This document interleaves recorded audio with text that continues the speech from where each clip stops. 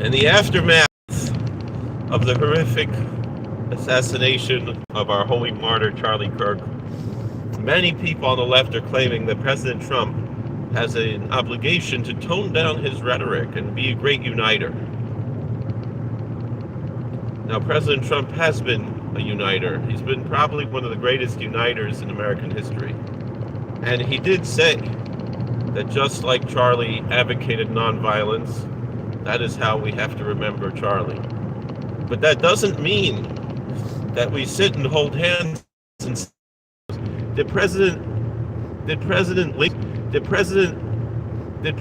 Lincoln just say, oh, let's just let them keep their slaves? No, President Lincoln fought a war to free slaves, and so too we have to do what we have to do.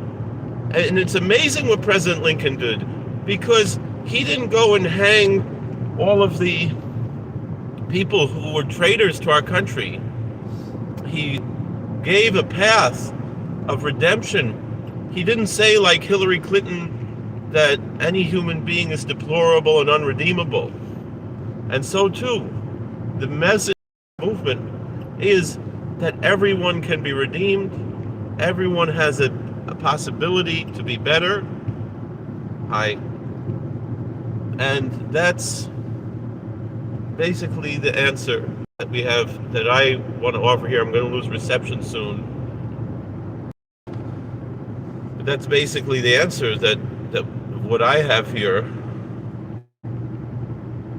is that is there's no reason for President Trump to turn down his rhetoric, because his rhetoric has been perfect. He's advocating nonviolence, but still speaking truth to power. And so, like Charlie Kirk, this is one thing Glenn Beck has been saying, that Charlie Kirk was not some right.